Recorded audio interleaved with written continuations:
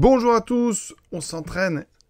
Vraiment, on est tout près du bac. Ici, un sujet, c'est une partie d'exercice donc du 14 mars 2023 pour midi, c'est exercice 3. Ce que j'aime dans cet exercice pour pouvoir réviser, c'est qu'il y a une fonction g ici avec à l'intérieur une expression qui dépend d'un réel k. Donc il y a un paramètre. Donc je fais une petite révision des fonctions et on va dériver cette chose-là dans la question 2. On va regarder la limite.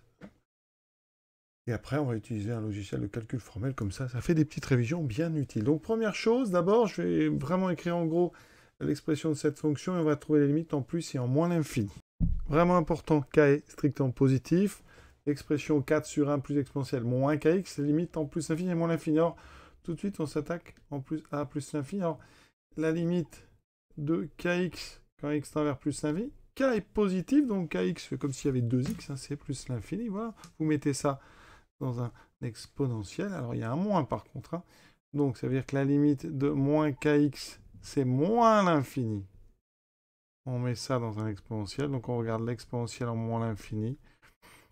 Et donc, ça va tendre vers ici 0, puisque ça tendra vers la limite d'exponentiel grand x, quand grand x va vers moins l'infini. C'est 0. Donc, le dénominateur, je vais accélérer un petit peu, il tend en plus l'infini vers 1 par somme. En haut, ça tend vers 4, donc par quotient, ça tend vers 4 sur 1. Donc facile, la limite de g en plus l'infini, elle est égale à 4. En moins l'infini, alors kx, ça tend aussi vers moins l'infini. Donc moins kx vers plus l'infini, je mets ça dans l'exponentiel. Exponentiel en plus l'infini, c'est plus l'infini. Ça veut dire qu'ici, vous avez un quotient avec en haut un 4, d'accord? Et en bas, 1 plus exponentiel moins kx envers plus l'infini. Donc, vous avez 4. Une limite qui est 4 en fait sur plus l'infini. La limite ici de g par quotient, hein, c'est donc 4 sur plus l'infini, c'est 0. Les limites, ça va.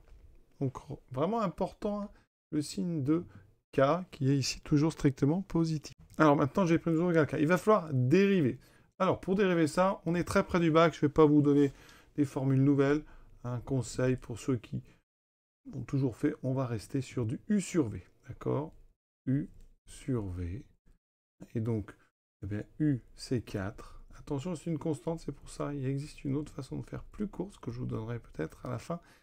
Mais ici, on va vraiment... Ça fait 0.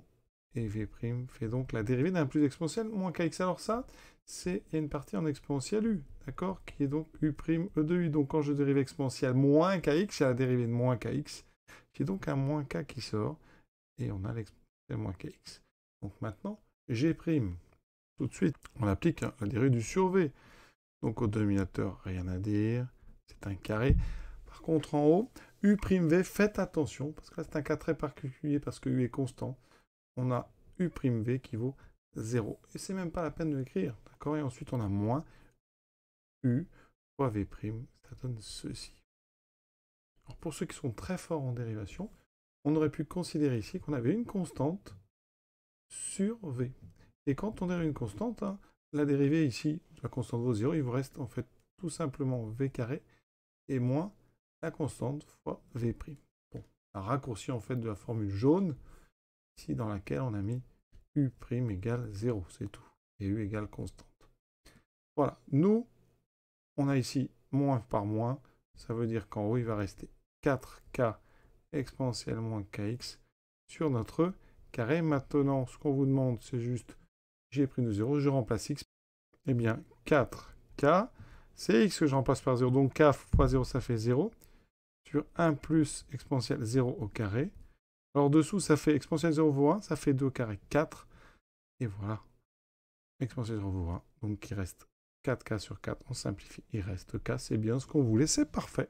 Alors, on vous donne un calcul formel. Bah, vous lisez juste, hein, ici, simplifier g'. Vous avez mis g' sous une forme très pratique. D'accord? C'est une forme factorisée.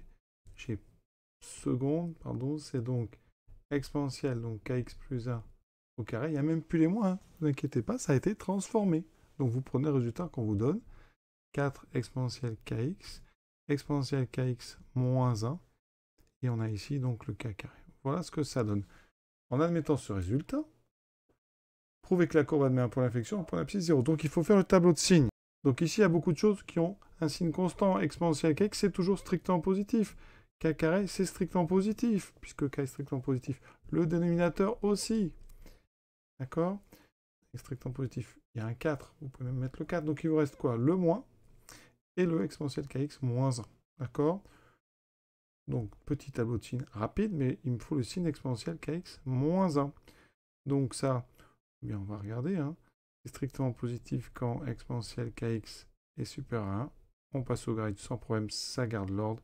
Kx plus grand que ici 0, ça fait x plus grand que 0, puisque k est strictement positif. Donc j'ai le moins qu'il ne faudra pas oublier. Le tableau de signes, ça donne ceci. Voilà, j'ai tout mis. Moins 1 est le signe constant. Moins exponentiel kx moins 1, on a vu que c'était positif après 0. Ça s'annule en 0, vous pouvez vérifier. Et ensuite, g seconde de x, eh bien, ça fait plus 0 moins. Donc, qu'est-ce qu'on dit? Eh bien, g seconde s'annule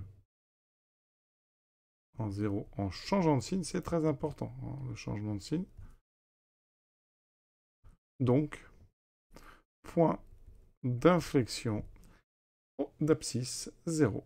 Voilà. Et on a terminé cette petite question. Très bien pour réviser avec ce paramètre K ici. Donc faites bien attention. Hein, si vous avez un petit souci, imaginez que c'est un 2. Et comme ça, ça peut vous aider. Voilà, à très bientôt et bon courage pour demain.